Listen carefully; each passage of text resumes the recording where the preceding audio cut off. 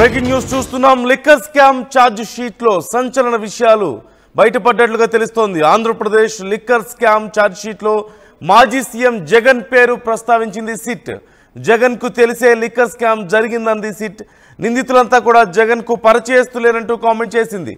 కేసులో మరో 8 మందిని నిందితులుగా చేర్చింది సిట్. మనకు తెలిసిందే మిథున్ రెడ్డిని అదుపులోకి తీసుకుంది సిట్. ఆయన్ని 6 గంటల పాటు విచారించిన తర్వాత అరెస్ట్ చేసింది. అరెస్ట్ చేసిన విషయాన్ని ఆయన కుటుంబ సభ్యులకు తెలియజేసింది. అలాగే ఛార్జ్ షీట్ దాఖలు చేసినట్లుగా కూడా మనందరికీ తెలుస్తుంది. అయితే ఛార్జ్ షీట్లో చాలా కీలకమైన అంశాలు ప్రస్తావించింది. ముఖ్యంగా మాజీ సీఎం వైఎస్ జగన్ పేరును సిట్ ప్రస్తావించినట్లుగా తెలుస్తోంది. మరొక 8 మందిని కూడా నిందితులుగా చేర్చినట్లుగా తెలుస్తోంది. ఇప్పటికే 12 మందిని అరెస్ట్ చేసింది సిట్. ఈ నేపథ్యంలో ఖచ్చితంగా కేసు ఎటు మలుపు తిరగబోతోంది అనేది చాలా మంది అంచనా వేస్తున్నారు. ముఖ్యంగా వైసీపీ అధిష్టానం వద్దకు ఈ కేసు వెళ్ళబోతోందా, వాళ్ళ పేర్లు కూడా త్వరలో పూర్తిగా బయటకు రాబోతున్నాయా అనేది చాలా పెద్ద ఎత్తున చర్చ నడుస్తుంది. పూర్తి సమాచారం మా ప్రతినిధి రాజేష్ అడిగి తెలుసుకుందాం. లైవ్లో సిద్ధంగా ఉన్నారు. రాజేష్, డీటెయిల్స్ ఎలా ఉన్నాయి? ఛార్జ్ షీట్లో ఇంకా ఏం విషయాలు చెప్పినట్లుగా తెలుస్తుంది సిట్. అలాగే ఇప్పుడు మిథున్ రెడ్డి అరెస్ట్కి సంబంధించిన డీటెయిల్స్ ఏంటి? నిన్న రాత్రి 8:45 ఎంపీ మిథున్ రెడ్డిని అరెస్ట్ చేస్తున్నట్లు అధికారికంగా ధృవీకరించారు. నోటీసులు ఇచ్చి ఆ నోటీసులో ఎందుకు అరెస్ట్ చేస్తున్నాం, ఏ కారణాల వల్ల మిమ్మల్ని అరెస్ట్ చేయాల్సి వస్తుందనే వివరాలను కూడా నోటీసులో చాలా స్పష్టంగా చెప్పడం జరిగింది. ముఖ్యంగా ఈ కేసుకు సంబంధించి మద్యం లిక్కర్ స్కామ్కు సంబంధించిన వ్యవహారంలో 2019లో వైసీపీ అధికారంలోకి వచ్చినటువంటి 2 నెలలు అంటే 2019 ఆగస్టు సెప్టెంబర్ నెలలో నూతన మద్యం పాలసీ అమలు కోసం కొన్ని మీటింగ్లు జరిగినాయి. కొన్ని ప్లేస్లు హైదరాబాద్లో కొంతమంది వ్యక్తులకు సంబంధించినటువంటి నివాసాల్లో మీటింగ్లు జరిగినాయి. ఆ మీటింగ్లు నిర్వహించడంలో, ఆ మీటింగ్లో పాల్గొనడంలో మిథున్ రెడ్డి కీలక భూమిక పోషించారు. రెండోది, ఆ మీటింగుల్లో తీసుకున్న నిర్ణయాలంటే కొత్త మద్యం పాలసీ ద్వారా లిక్కర్ స్కామ్ ఏ విధంగా చేయొచ్చు, డిస్టిలరీ ద్వారా మద్యం సరఫరా కంపెనీల ద్వారా ఈ మనీకి సంబంధించినటువంటి లూటీ ఏ విధంగా చేయొచ్చు అనే వ్యూహాలకు సంబంధించిన వ్యవహారంలో మిథున్ రెడ్డి కీలకంగా వ్యవహరించారనేది ప్రధానంగా నోటీసులో పేర్కొన్నారు. అంతేకాదు ఈ స్కామ్ చేయడంతో పాటు స్కామ్లో ఉన్నటువంటి మిగతా వ్యక్తులు ఏ విధంగా ప్రభావితం చేసిన అంశాలను కూడా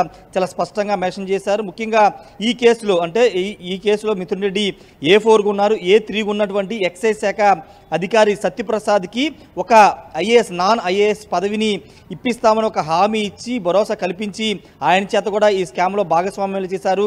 అప్పటి బెవరేజెస్ కార్పొరేషన్ సంబంధించిన ఎండీగా ఉన్నటువంటి వాసుదేవరెడ్డి, ఆ బెవరేజ్ కార్పొరేషన్ ఉన్నటువంటి ఇతర అధికారులను కూడా ప్రభావితం చేశారు. ముడుపులు ఆశ చూపి వాళ్ళను కూడా మిథున్ రెడ్డి ప్రభావితం చేశారనేది నోటీసులో చాలా స్పష్టంగా పేర్కొనడం జరిగింది. అంతేకాదు ఈ స్కామ్కు సంబంధించిన వ్యవహారంలో మిథున్ రెడ్డి అంటే ఇప్పుడు వరకు అరెస్ట్ చేసినటువంటి 11 మంది, ఇప్పుడు మిథున్ రెడ్డితో కలిపి 12 మంది కాబట్టి ఇప్పుడు 11 మంది ద్వారా మనీ అంటే లిక్కర్ స్కామ్ ద్వారా రోజుకి 50 నుంచి 60 కోట్లు మళ్ళీ అనేది అక్రమ మార్గం వెళ్ళాయి అనేది ప్రధానంగా సిట్ కానీ సిఐడి కానీ నిర్ధారించింది. ఆ వెళ్ళిన డబ్బుని అల్టిమేట్గా మిథున్ రెడ్డి వద్దకే చేరింది. ఆ చేరిన డబ్బుని మళ్ళీ తిరిగి 2024 ఎన్నికల్లో ఒక పార్టీకి లబ్ధి చేకూర్చేలా మద్యం పంపిణీకి సంబంధించిన వ్యవహారంలో ఆ డబ్బును తిరిగి అభ్యర్థుల కోసం ఉపయోగించారనే అంశాన్ని కూడా సిట్ తన నోటీసులో పేర్కొనడం జరిగింది. అంతేకాదు 305 అంటే ఈ కేసుకు సంబంధించి దాదాపు 4-5 నెలల నుంచి ఈ కేసు విచారణ కొనసాగుతున్న నేపథ్యంలో దాదాపు 305 పేజీలతో కూడినటువంటి ప్రిలిమినరీ ప్రాథమిక ఛార్జ్ షీట్ను కూడా నిన్న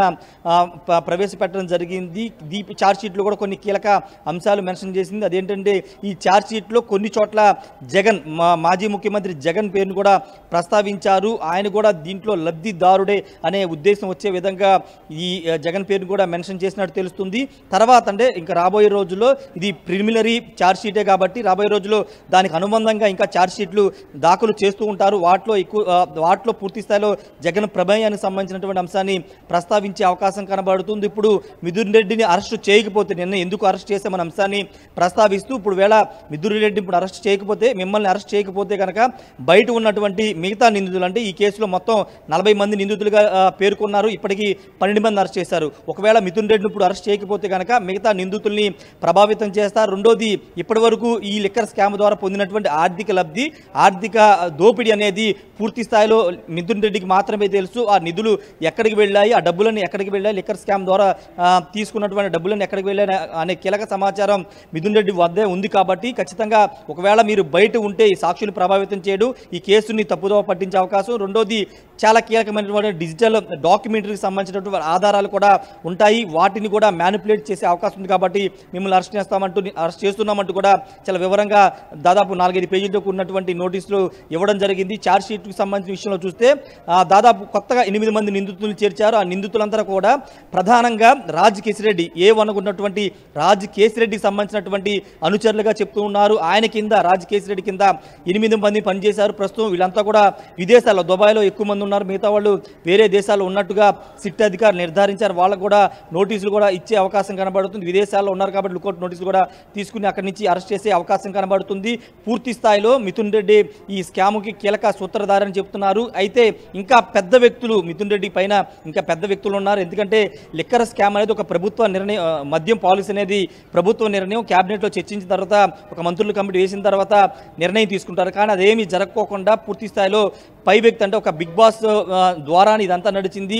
అమలుకు పూర్తి స్థాయిలో మిథున్ రెడ్డి కీలకంగా వ్యవహరించారనేది ప్రధానంగా సిట్ చేస్తున్నటువంటి అభియోగాలు, ఆరోపణలు. కాబట్టి ఆ కోణంలోనే అరెస్ట్ చేశారని చెప్తున్నారు. మరి కాసేపట్లోనే మిథున్ రెడ్డిని వైద్య పరీక్షల కోసం ప్రభుత్వ హాస్పిటల్కి తీసుకెళ్లి అనంతరం జడ్జి ముందు ప్రవేశపెట్టబోతున్నారు. దాదాపుగా రిమాండ్ విధించే అవకాశం ఎక్కువ శాతం కనబడుతుంది. ఎందుకంటే లిక్కర్ స్కామ్లో ఇప్పటి వరకు ఎవరికి కూడా బెయిల్ రాలేదు. అందరూ కూడా 11 మంది నిందితులంతా కూడా జైల్లో ఉన్నారు. కాబట్టి మిథున్ రెడ్డి కూడా దాదాపుగా రిమాండ్ విధించే అవకాశాలు ఎక్కువ కనబడుతున్నాయి. చూడాలి మరి ఫర్దర్గా ఇంకా రాబోయే రోజుల్లో జగన్ పేరుని ప్రస్తుతం ఛార్జ్ షీట్లో, ప్రిలిమినరీ ఛార్జ్ షీట్లో మెన్షన్ చేశారు. కాబట్టి రాబోయే రోజుల్లో మిగతా ఛార్జ్ అనుబంధ ఛార్జ్ షీట్లో కూడా జగన్ పేరు ప్రస్తావిస్తారా, ప్రస్తావిస్తే జగన్ పాత్ర ఏంటనే అంశాలను కూడా ప్రస్తావించే అవకాశం ఉంటుంది. కాబట్టి ఖచ్చితంగా రాబోయే 2 నెలల్లో కీలక పరిణామాలు ఆంధ్రప్రదేశ్ రాజకీయాల్లో చోటు చేసుకోబోతున్నాయి. ఇప్పుడు మిథున్ రెడ్డిని పూర్తి స్థాయిలో అరెస్ట్ చేసిన తర్వాత రిమాండ్ తీసుకుని కస్టోడియల్ విచారణ కూడా అవసరమని సిట్ అధికారులు భావిస్తున్నారు. అదే అంశాన్ని రేపు ఈరోజు కోర్టు కూడా